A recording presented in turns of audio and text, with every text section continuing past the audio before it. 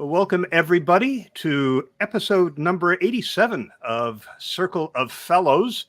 This is the monthly live streamed panel discussion featuring a collection of fellows from the International Association of Business Communicators, talking about a very specific topic each month, sometimes broad topics, sometimes very narrow. This is a month with one of those very broad topics.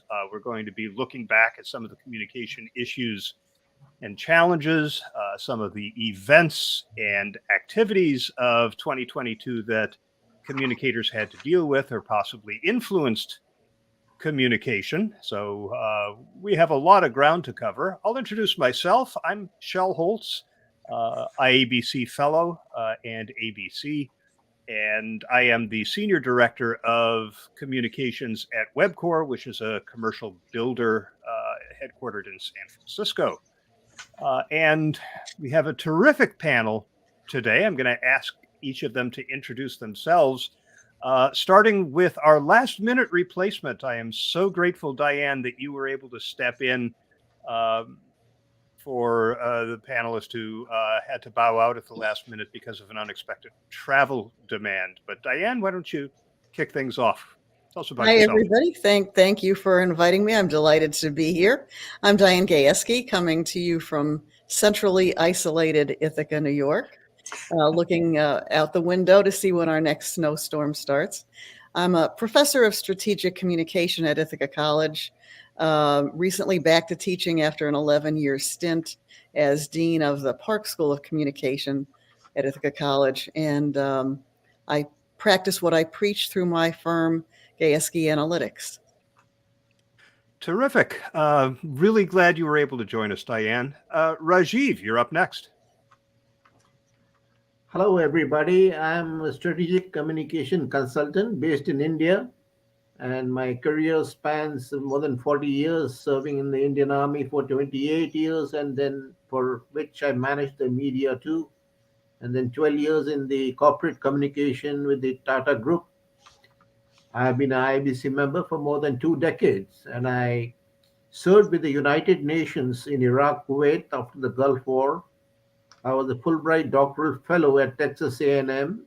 I now teach in business schools, and I've written articles and books on the use of communication in change management and entrepreneurship, and recently published a book on ESG, which is titled Outlast: How ESG Can Benefit Your Business, that comprehensively covers the topic of corporate responsibility and sustainability.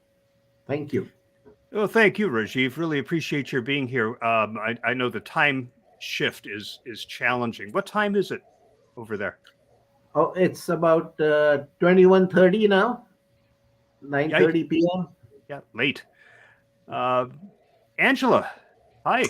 Hi. Well, it's 8 a.m. where I am, so we're almost 12 hours apart. I'm Angela Senecas. I have my own consulting firm doing communication research and measurement, but I'm not a statistician by training. I'm actually a journalist by training. I've worked in corporations at all levels and worked at 2 different communication consulting firms. But really, measurement and being able to show the value of what we're doing just became a passion of mine. And so that's why I've been doing that full time for the last 22 years. Outstanding. And Jennifer. Hello and good morning. Also around 8 a.m. my time here in Vancouver, Canada, where I am an adjunct professor at the Sauder School of Business, teaching business writing, and also happily run my own storytelling agency called Forwards Communication, where I work with clients to bring storytelling into values-based communication, change management, communication strategy, wherever I kind of get the opportunity to weave all of that in. And always thrilled to be here for this stimulating conversation. Yes, which looks like it has been reduced by 20% as Rajiv has dropped off.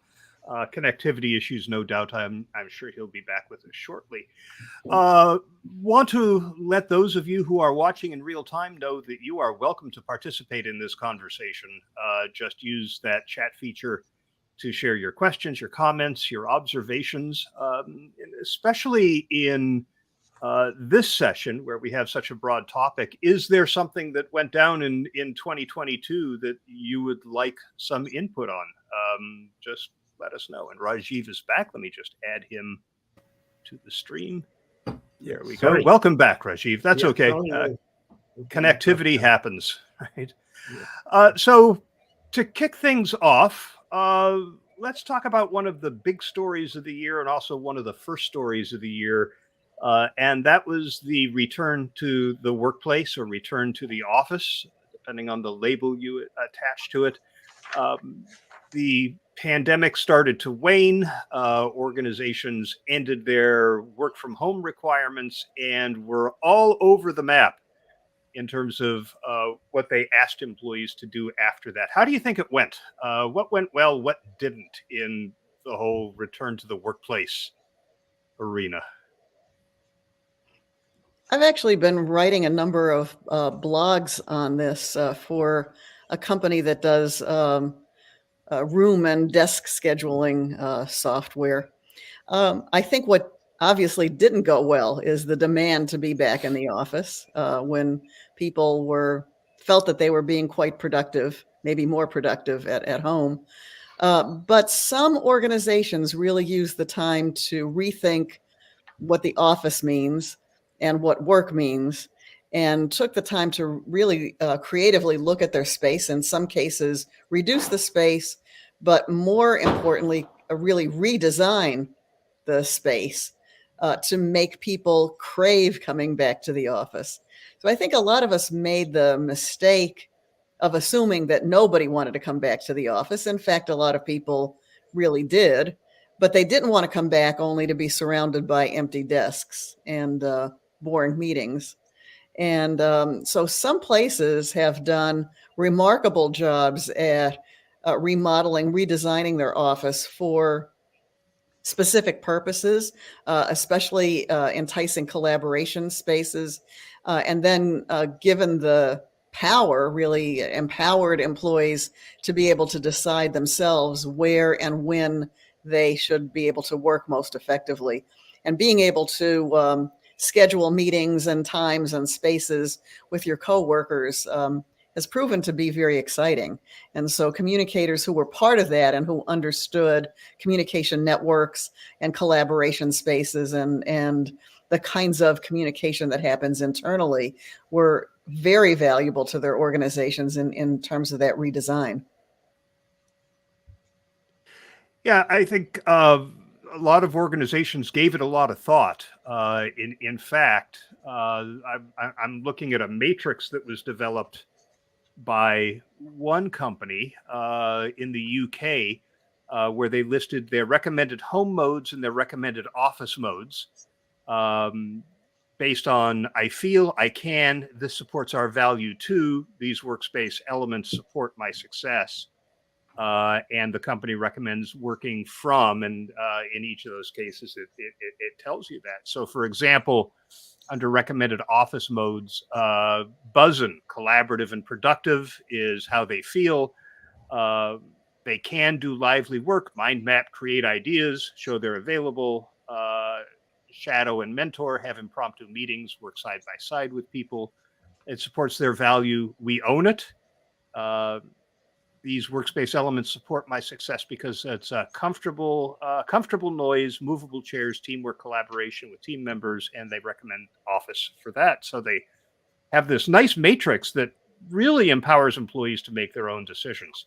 On the other hand, there were a lot of CEOs who said, come back or find another job. How did that messaging work? What did you think of that? Yeah, I think that, the pandemic, which led to work from home, also led to a lot of introspection by every employee. They were also able to judge how caring was the organization, how caring was the leadership during the times of crisis. And then that made them reevaluate their relationship with the employer.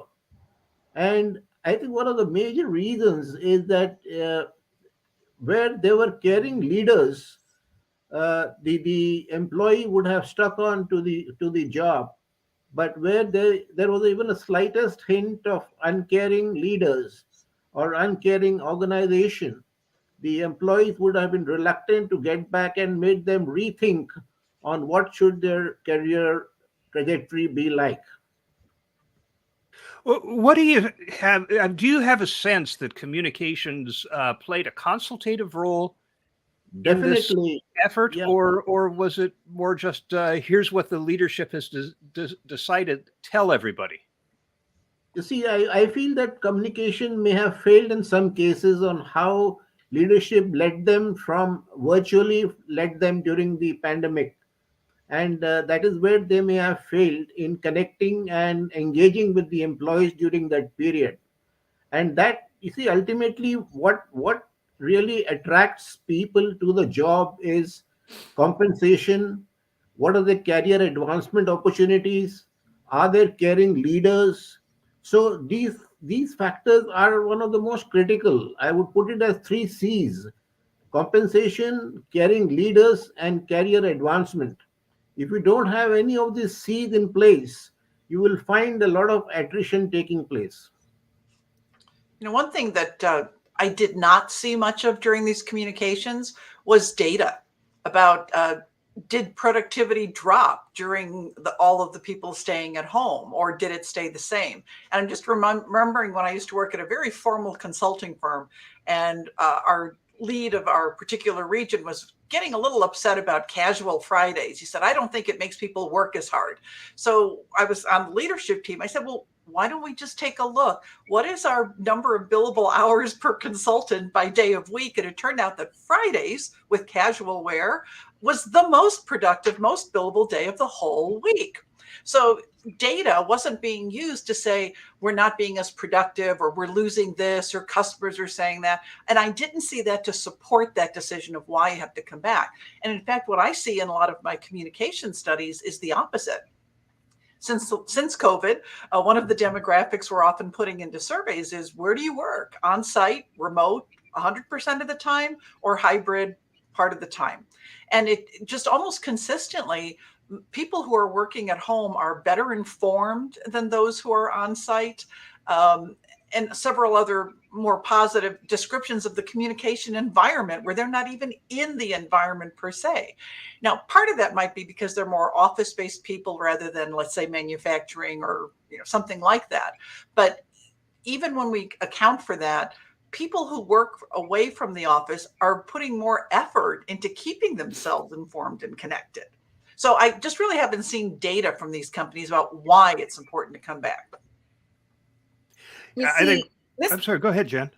I was just going to say this is why Angela is the master of what she does, because she weaves in data to stories, which is like my ultimate intersection.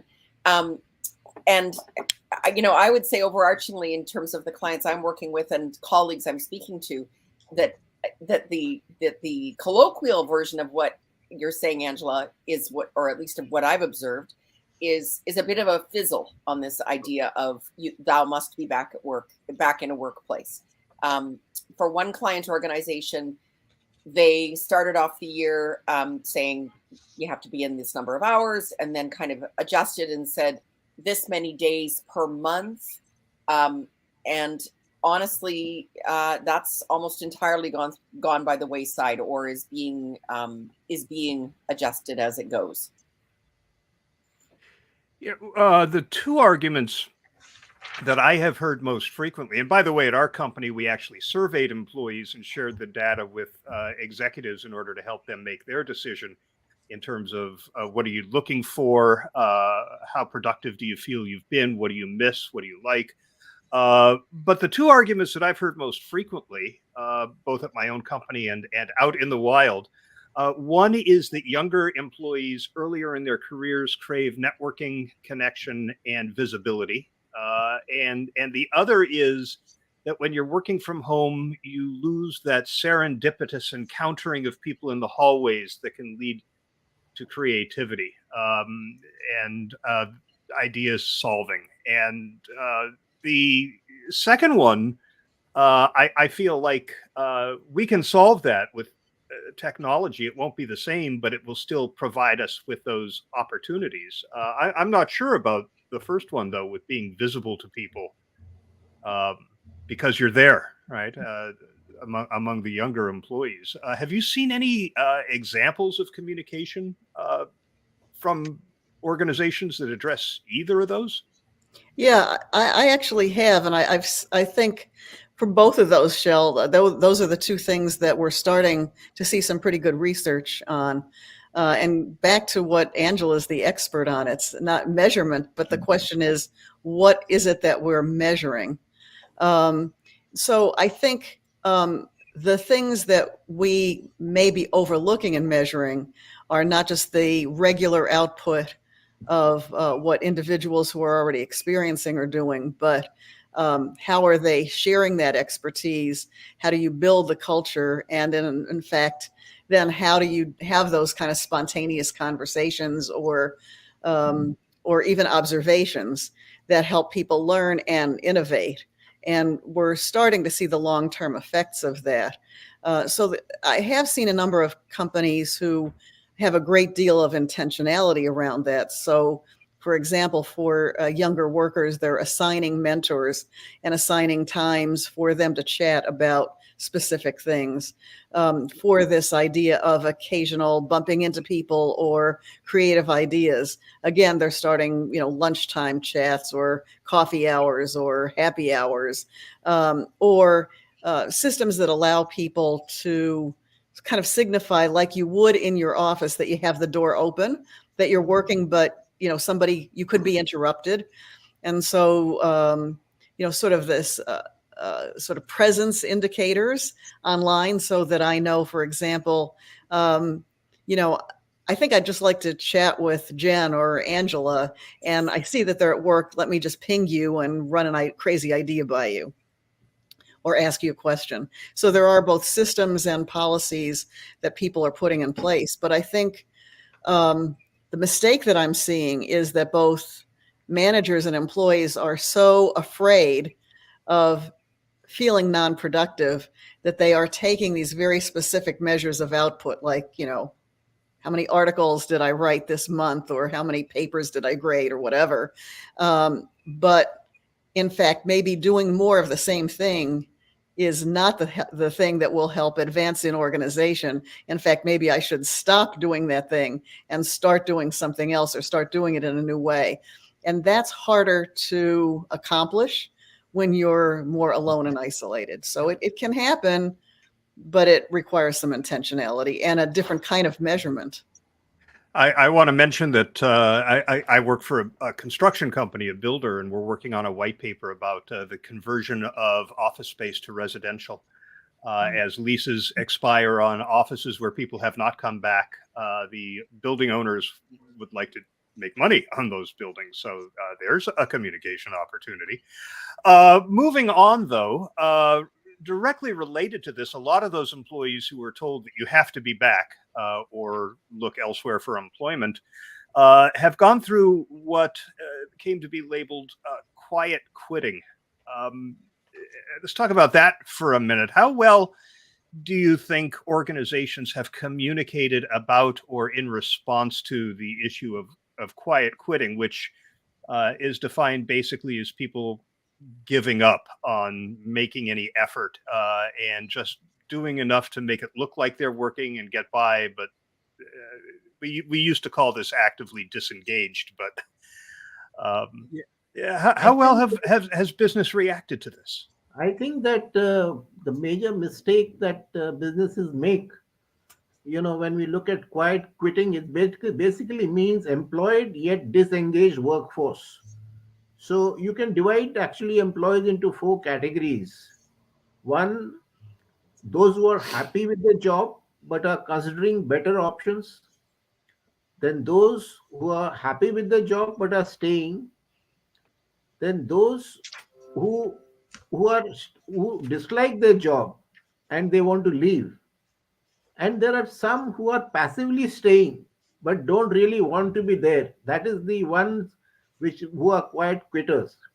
Now, when we focus, the businesses focuses more on taking care of the quiet quitters or the disengaged workforce. I mean, that is what we learn about employee engagement, and we start focusing on how to engage employees. But very little attention is paid on the happy ones, on how to make them kind of stay on longer and be more attached, emotionally attached to the organization. So one of the big mistake that business makes is to look only at those who are disengaged and not nurture talent which is already there in the organization and wants to continue with them. I think in addition to that, we also have these employees who really do like their jobs and they do like the company. But I think over the years, employers have been just demanding so much more of their time and their commitment for salaried employees that they're working crazy numbers of hours without getting any more money, not having significant pay increases. And so you can also have people who are engaged with what they're doing, but feeling they're being taken advantage of. And I think some of those people are pulling back too, saying, nope, I'm going to actually give a little more time to my family and I'll just let this thing slide. Good point. Yep. I would say, I would add to that, as I've been saying sort of throughout since COVID started, that I have seen throughout this, and specific to this that we're talking about now, just once again a phenomenal opportunity for communication professionals, which in this case I believe really focuses on internal communications and change management elements and the intersection of those two practices in particular, because as communication professionals we have a real opportunity to again capture and reflect back the stories of employees who are feeling different and who are experiencing work and life differently, or who want to be the sort of the, you know, for lack of a better cliche, the heart and soul storytellers that help organizations and then their leaders and also their groups of employees in a place where they understand the narrative that's unfolding rather than just exercising a knee-jerk reaction. Have you seen, and we're going to leave this topic behind in just a second, but have you seen organizations do a good job of communicating how to be effective in a hybrid work environment? Or are they just sort of letting that gel organically? I was in a meeting yesterday where they were trying to make a decision about whether in a meeting, if all people can't be there live, should everybody be on Zoom? As opposed to, you know, 5 people in the room and 3 on Zoom on the screen. And, you know, I've found some best practices out there, but I don't know if companies are making an effort internally to train people on how to thrive, or especially work with managers on how to thrive in a hybrid workforce. I'm not seeing that happen on any widespread basis. As you mentioned, Shell, there's a lot of good stuff out there. There are a lot of best practices. There's a lot of good simple guides for managers. And I think that people are seeking it on their own, but I don't think that there has been any systematic training, as you mentioned. I think people are overwhelmed by catching up with other things and making other kinds of decisions. And they're actually not sure how all this is going to shake out. And so other things are rising in priority. I have a number of students doing research on this. In fact, one of them just did a really nice white paper about kind of return to the office and best practices in the entertainment industry. And there's a lot of opportunity there. But I think it differs so much, as you point out, Shell, different kinds of environments, different kinds of jobs, that we're not really systematically getting to it. I think it would be great if communicators could go out there and gather some of this information and just put it out, make it available, provide some simple links for managers. Yep. All right, well, let's shift gears completely. One of the big stories this year has been the introduction of very sophisticated generative artificial intelligence tools.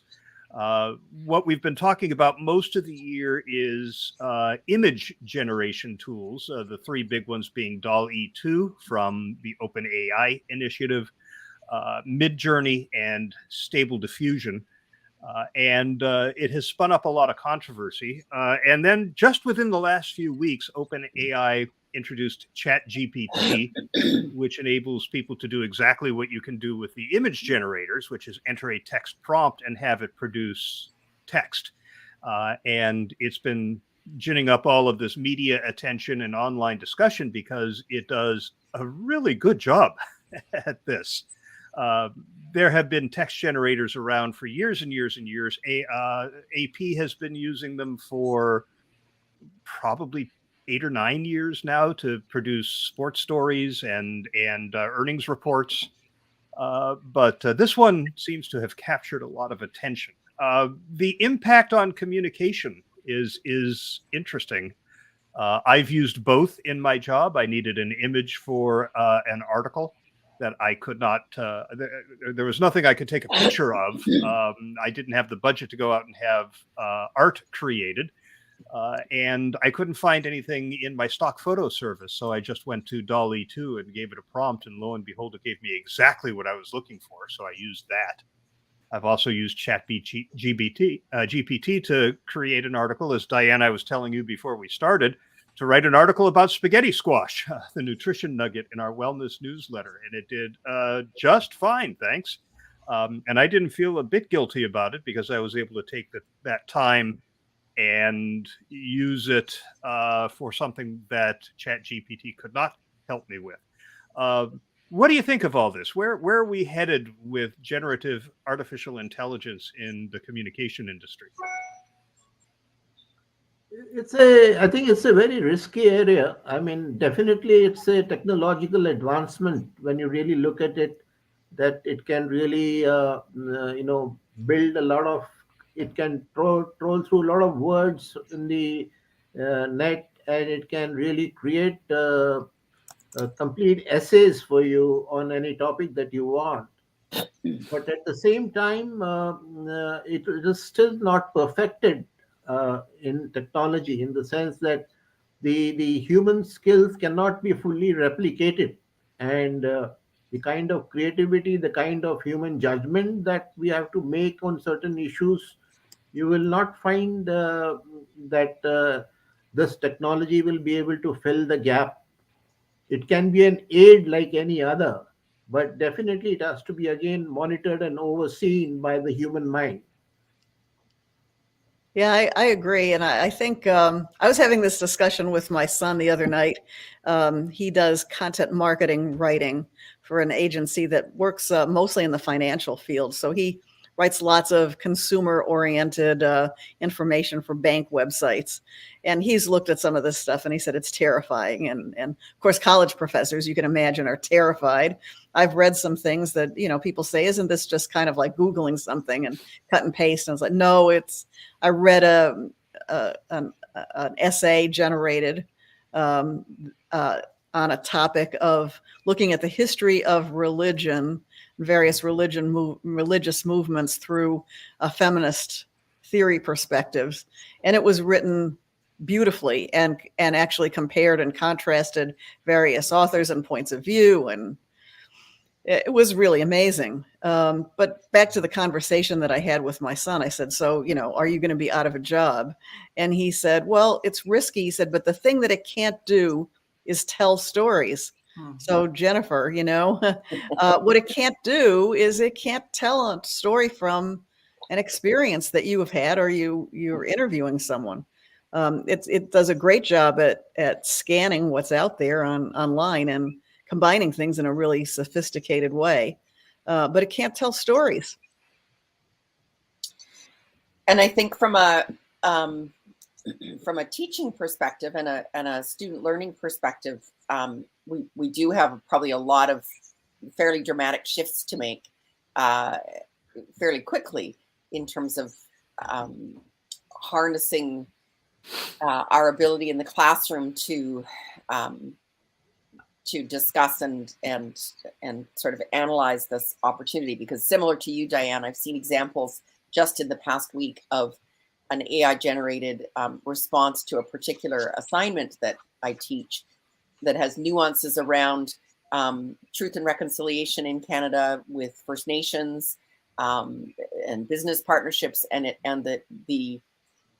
the intelligence with which the system is understanding the issues is alarming. But to your point, and so where I work, we're busy scurrying around putting together sort of task forces and groups, or they were already in place actually, but just redirecting to address very specifically what we'll be diving into next term. But this idea of elevating the human voice in ways that are unique, including storytelling, including and then from a philosophical perspective, kind of instilling a sense of pride in students in what can be unique to the human brain and the human voice is really something we'll be focusing on.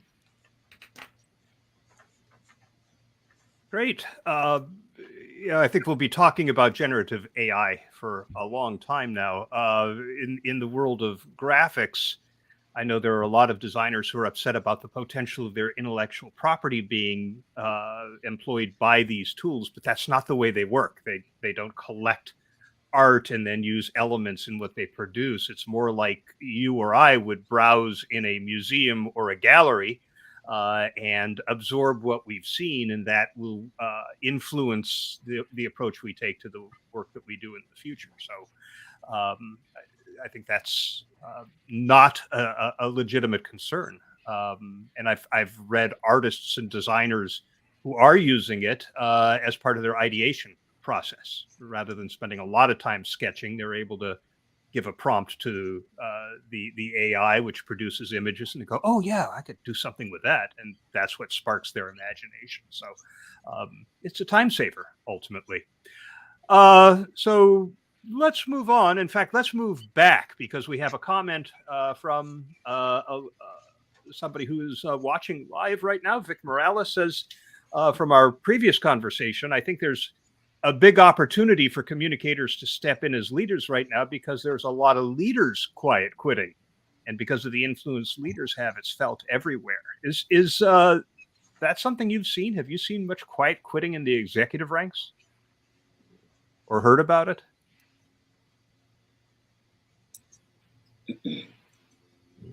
I would say,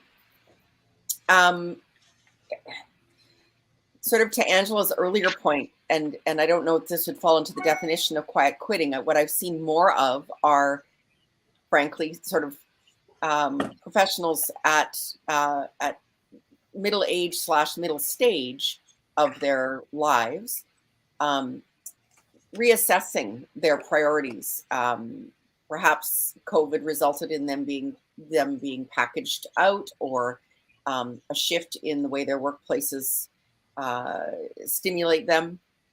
And I've this is sort of more personal and anecdotal, but I've got I would say falling into the category of several colleagues who are just kind of thinking differently about the way what their next step might be. Right. And Vic clarified that he's talking more about frontline managers, which certainly makes more sense now. So I think that's definitely an issue.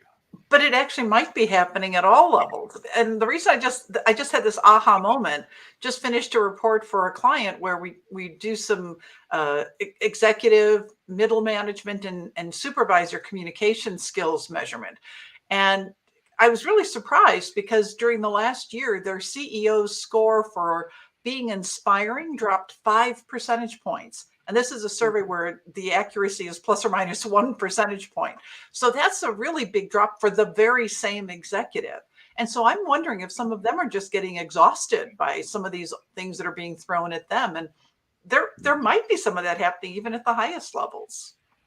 Yeah, I agree. And I really see it in sort of upper middle management, right? Because I think over COVID, there was a certain amount of time that people were getting by on adrenaline and just trying to put out fires, and it was something new, and now they're just exhausted. And what I'm hearing in a lot of organizations is that real pressure from middle management, which is always a tough place, right? Because you're getting it from the top and you're getting it from the bottom, and nobody's happy with you. You're often the one to deliver the unhappy messages. And I think there's, I think they're being a lot more quiet because they're not as sure about their own path or the path of the company. And I think they're not as sure that they can carry the message from top executives. And so I do think that there's just an exhaustion. And what I'm also seeing is that just because of the stress of the last few years, the mental health issues, all the stats around the reports of mental health issues in the workplace are just astronomical. Now, part of that is that it's become more acceptable to disclose this. But organizations are now spending a lot of time trying to address this. And so I think part of it is not just the quiet quitting and kind of saying, well, I'm not just going to work so hard.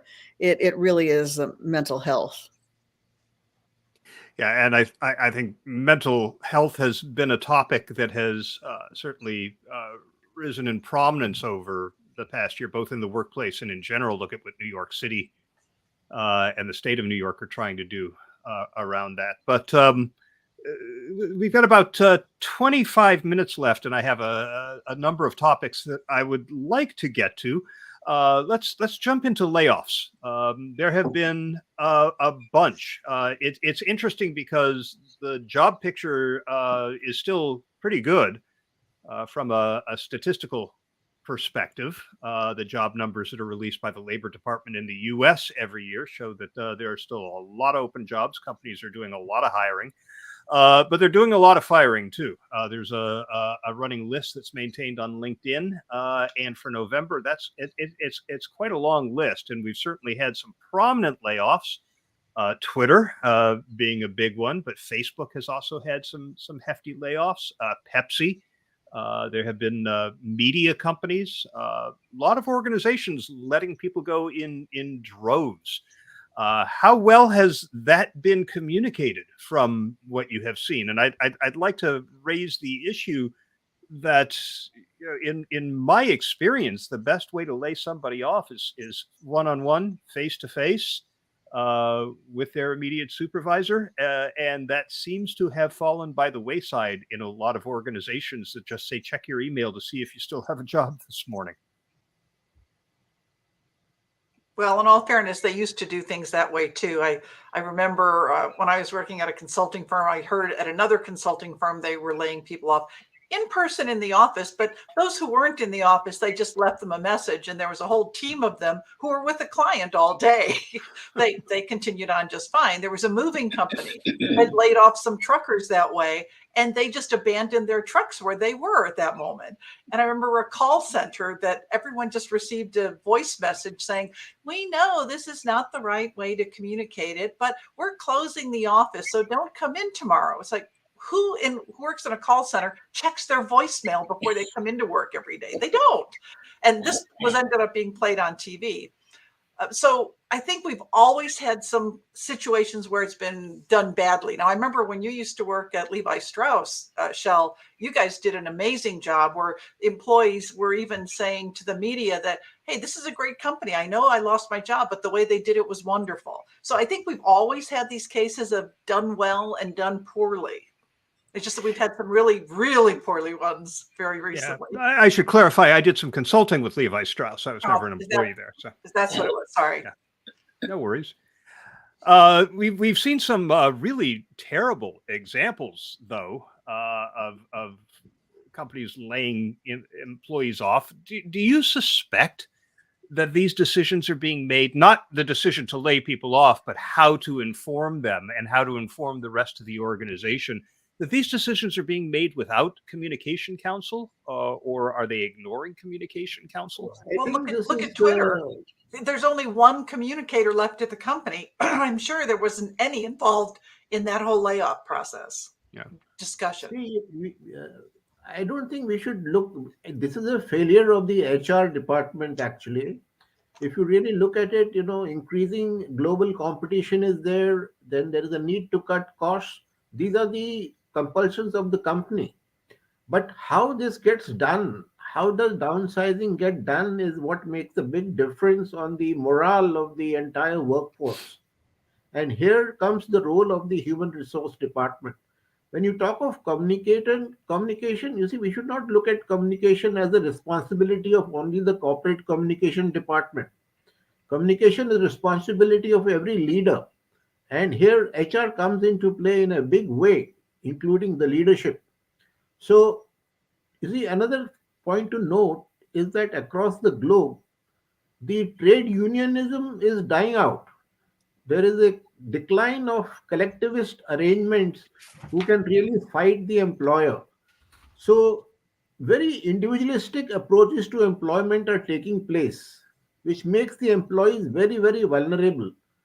And here it's the responsibility of the human resources not to use unethical ways of dismissing an employee. There has to be a responsibility of ensuring a soft landing. Even if you have to let go, it is the responsibility of the company to ensure a soft landing for the employee by placing them somewhere else, or giving them adequate compensation, or giving them adequate notice. And therefore, I would say that primarily it is a failure of HR in implementing this decisions of the leadership. One of the consequences we see with layoffs now that we didn't in the olden days is employees going onto Twitter and Facebook and the like and broadcasting the fact that they were laid off and talking about how they learned about it, which brings a whole reputation dimension to the process. I guess one of the things that I've noticed is that it seems like this is catching everybody by surprise. And when some of the announcements come out, it seems to me that management was caught by surprise about how things are going. And then all of a sudden they feel this need to react in a very quick and dramatic way, lay off 5,000-10,000 people tomorrow. And I think when we look in the past about where some of these layoffs were done in a better manner, it seems like there was more information. There were signs that things were happening. There were more conversations happening.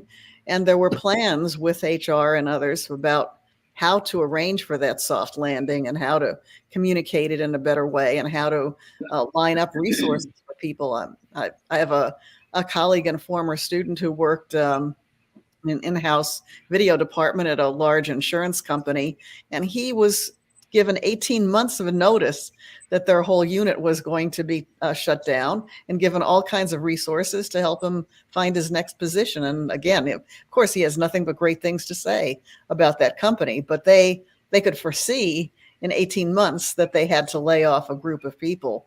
I don't see that happening anymore. It looks to me like CEOs are like, they wake up one day and all of a sudden they realize that there are 10,000 people doing something that's not worthwhile, or they weren't looking at the right line on the spreadsheet. I don't know what's going on. Well, and the other issue with that soft landing is when people who are still at that company see how well these people were being treated, it gives them the confidence that if it ever happened to their position, that they also would be taken care of in as thoughtful and helpful a process. But to the point of, are they thinking about things or just looking at the wrong line? When I was last in the corporate world, one of our business units, I was going to be asked to help communicate a layoff. And fortunately, the HR guy that I was working with said, but why are we having to lay these people off? The situation was that every month we were installing security systems, and every month, the first 2 weeks, people were so crazy busy. And the second 2 weeks of the month, there was almost nothing to install. And so they thought, well, why don't we make half these people contractors, lay them off, and then, we'll only use them when we need them. But he asked, why? Why do we have this situation? And it was crazy what the answer was. The answer was the way salespeople were being compensated, when they sold a certain number of systems for the next month, their bonus topped off. They couldn't make any more money, so they stopped selling. All we had to do was change the sales bonus program, and we actually hired more people to install these systems. So I think you're absolutely right. They're not looking at the full picture and understanding what's happening or seeing it coming in advance. They're just being too reactive. That's a great point, Diane. To your, One of sorry, just to sort of maybe cap off to your point about communicating outward, about employees going to the media, et cetera. In one of my client organizations, half the communications force was laid off, and I found out, which I wouldn't be in the direct line of communication on that, but there was rumors that it was coming, but I actually found out from the CEO posting to social media, literally about the same time, pretty close to the same time it was landing with the organization. So that was, at least from a messaging perspective, that was the organization getting ahead of what might have come out otherwise. I think it was in the 80s, Roger Dupree wrote a book called Communicating for Change, and sadly out of print. I don't think it should be, because it's entirely relevant right now. His primary thesis in the book was that if you connect employees to the marketplace, they will never be surprised when something like a layoff happens. They'll understand all the forces at play and be able to predict what steps the organization is going to take in response. I wonder how many organizations in their internal communications departments are making a focused effort to keep employees connected to the marketplace. That tends to be one topic that people have high interest in, but very badly informed about. That is usually one of the biggest information gaps I see on surveys. Yeah, I agree. And they don't understand how the organization makes money either. I know in higher ed, professors will often look at just, numbers of students. Like, so why are we in a budget crunch? We actually, like, I have more students in my class, but they don't understand things like the discount rate, which is actually, how much of a scholarship or how much is discounted off the tuition. And so a lot more education needs to be done around how the organization actually makes money, can save money, what are the business drivers. Then I think you could involve employees like the smart HR manager that you mentioned, asking the right question, right? And maybe things could be tweaked, and maybe you wouldn't have to have those layoffs. But most people are not informed at all about not only external market conditions or transparency of their own finances, but they just don't understand the levers. You should actually use the metaphor of gardening when you are doing layoffs. It means that when you are uprooting a plant from one garden, you replant it in another garden, in the sense that you do placement of the people outside and help them grow somewhere else. That should be the metaphor which should be guiding the actions of the business when they plan layoffs. With about 12 minutes left now, let's shift gears again to an external communication topic, brand safety or brand alignment. Toward the end of the year, we had a couple of big stories that were brand safety focused. One was Elon Musk's acquisition of Twitter and the dismantling of the content moderation mechanisms that they had in place. Statistically, we have seen a significant rise in hate speech on Twitter, and a lot of advertisers, brands, suspended their advertising. There were brand consulting organizations that issued recommendations that they do that. A few have returned, most have not. Mr. Musk has accused these brands of succumbing to activist calls to action, but it's actually, do I want my ads showing up in a thread of hate-filled posts? Also, we have seen brands pull their endorsement deals with Kanye West and Kyrie Irving. and to a lesser degree, some other celebrities over anti-Semitic statements. How big a deal has brand safety been, and have organizations been taking the right steps and communicating the rationale for those steps, both internally and externally, effectively? I think it's always risky when you tie a brand to a person, whether that's a CEO or whether it's a spokesperson or an influencer. I don't think we're paying enough attention to that. You can't control people and their decisions and their history and all their everything that's associated with them, including their families. Can't control that as well as you can control a more contrived brand image. So it is a trade-off there. But I think we're seeing the results of not very thoughtful investigation before companies really invest too much in having a person or a platform associated with their brand image.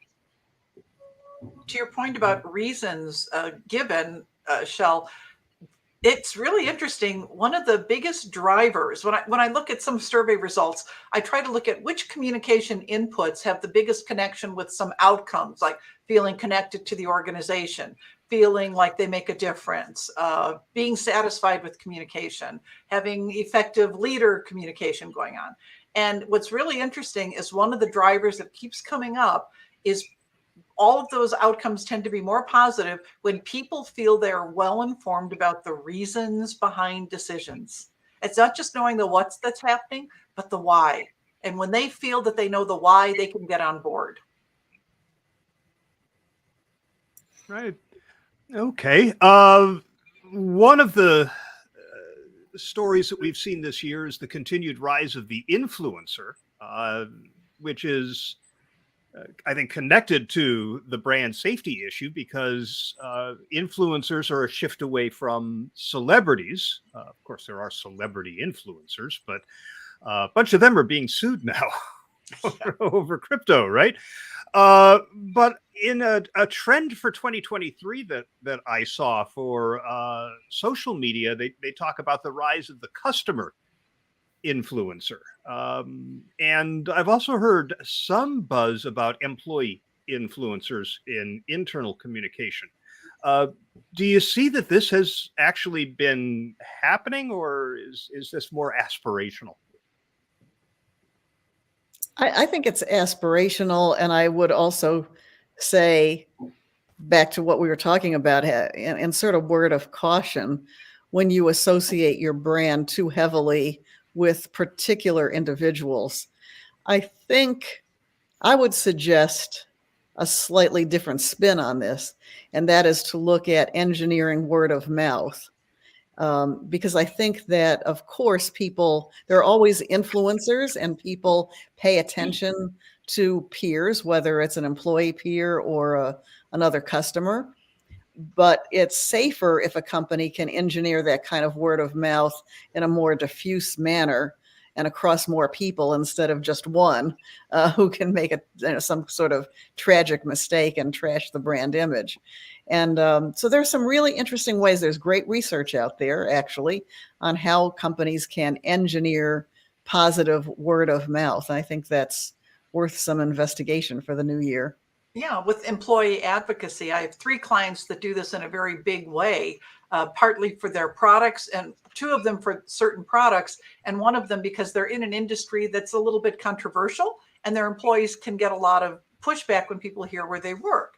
So I've got one company where in just a 4-year period, they were able to increase the number of employees who were speaking positively to outsiders about this one new service that they offer by 18 percentage points in just 2 years or 4 years. Let me just see.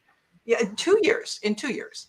So, but you have to be doing that very strategically. They had to figure out, well, what kind of tools do people need? What kind of information do they need? And by providing that, that's how they were able to drive those numbers of that behavior changing. And so it's dispersed. It's a lot of different employees talking about something rather than just 1 or 2 that get a lot of visibility.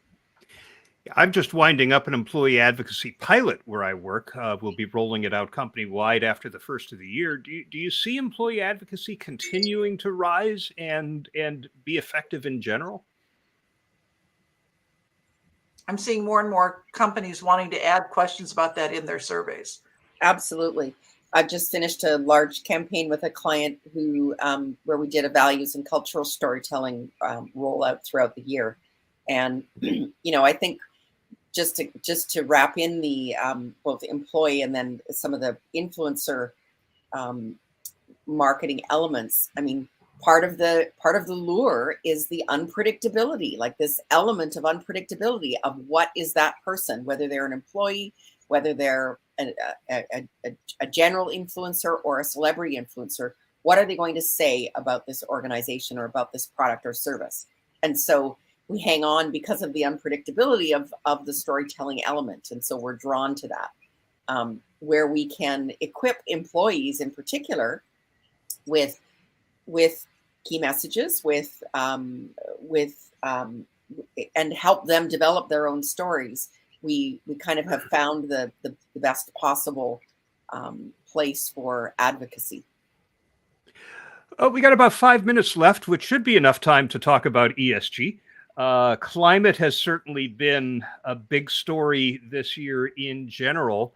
I live in California, where water shaming has become a big thing. Has business done a good job internally, externally, talking sincerely and authentically about environment? I don't know how much time we have to get into the social and governance end of this, but let's at least tackle the environmental side of it. Rajiv, what do you think? You've got a book on this, so.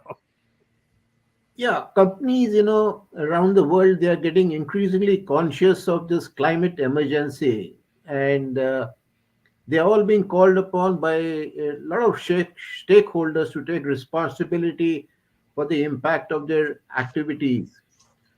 So many companies have now declared net zero targets and mitigation or adaptation strategies aimed at reducing or eliminating their contributions to global warming.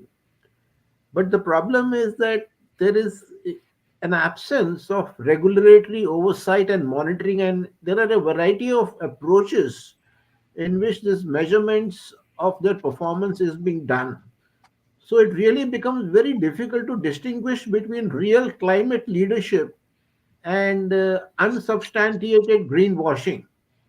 So point is that with increased scrutiny from multiple stakeholders and companies being judged on their performance on ESG parameters, companies are realizing the need for much more improved disclosures and reporting on their social and environmental performance. So while this pressure is there, how do we have a comparable measurement of who is doing how much and how well? While they are declaring net zero targets, how many of these companies have really set short term goals and long term goals and medium term goals? We don't know. So we need to scrutinize their declarations in a very, very strict manner to really see whether they are actually doing what they are professing to be promising to do. So the talk between performance and promise, the gap between promise and performance will always be in doubt unless we develop good mechanisms of measurement. There will always be instances of greenwashing where there will be dissonance between talk and action.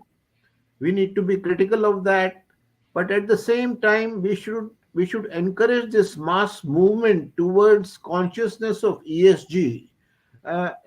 Because just for a few people who are doing greenwashing does not mean that the entire corporate world is. There are many, many good classic examples of good companies. Like Unilever is one of the finest examples of their sustainable living plan. If you look at it, Paul Pullman had started that some years ago. So there are good companies. There are benchmark from which we could use as a benchmark for your performance. So what I mean to say is that this problem of greenwashing will be there to some extent, because people say this is the trend and I should appear to be doing that. But what we need is sincerity, and the sincerity of commitment towards these goals has to come from the leadership of the company, of the organization, and it has to trickle down right down to the last man who understands what does real sustainability mean, and how is it to be implemented, and how he at the lowest level has to contribute towards the larger company goal. There has to be very very there has to be a good coexistence between society and the corporate. The role of the corporate is not just to be a sinner, and not just to be a selfless organization. It has to be a concept, a notion of inclusive growth, in which both the corporate and the society and the universe, we do make a better world over here. We also have opportunities, I think, for external communication here. I should say that where I work, we got quite a bit of positive ink when we put the word out that we have the world's first zero waste project pre-certified under the True Standard, first commercial project getting that standard. So people are paying attention to this stuff now, where once they would have just said, oh, those tree huggers.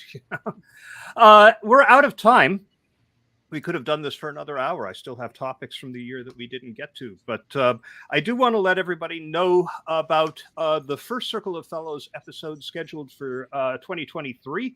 Episode 88 will take place at 4 p.m. Eastern on Thursday, January 19th. That will be to accommodate a participant from Australia. Talk about time shifts. The panelists for that episode will be Priya Bates from up in Canada, Adrian Cropley from Australia, Robin McCasland from Texas, and Brad Whitworth from up the road a piece from where I live. So I hope you'll all be able to join us for that. Thank you for participation, Vic. I thought that was great. For those of you who are watching live, and until next month, thank you. Happy New Year. Bye, everybody. Thank you. Happy holidays.